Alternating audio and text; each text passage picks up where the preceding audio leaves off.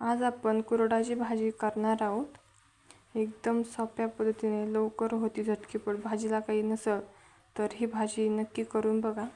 त्यासाठी कढईमध्ये आपल्याला मोहरी टाकून घ्यायची. मोहरी, जिरे, कढीपत्ता आपल्याला तोडून टाकायचा आहे पानं. व्यवस्थित मिक्स करायचं आहे आणि त्यानंतर थोडंसं अर्ध्या चमच्यापेक्षाही कमी तेल घालून घ्यायचं आहे. म्हणजे जिरी मोहरी जी आहे तेलामध्ये चांगली भाजली जाईल. त्यानंतर हिरवी मिरची कट करून टाकायची. वाटलंच तर तुम्ही हिरवी मिरची कुटून पण टाकू शकता. तर हिरवी मिरची चांगली आपली परतली की नंतर मग कांदा टाकायचा. 2 बारीक चिरलेले कांदे व्यवस्थित परतून घ्यायचे. त्यानंतर इथं मी कुरडया 1 तास भिजत ठेवलं होतं. त्यानंतर पाणी सगळं काढून घेतलं. तर हे बघा चांगलं 1 तासात चांगल्या कुरडया भिजतात.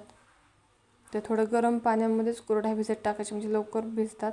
त्यानंतर थोडीशी हळद टाकायची. हळद टाकून व्यवस्थित याला मिक्स करून घ्यायचं आहे. जर कुरडयाची भाजी लवकर व्हावी म्हणून म्हणजे कुरडया लवकर भिजा म्हणून गरम पाण्यात भिजत घालायचे. 1 तासात भिजले जातात.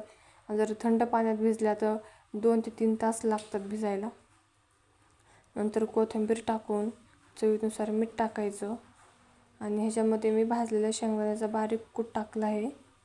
थोडा मोठालाच ठेवायचा, खूप बारीक पण नाही करायचा.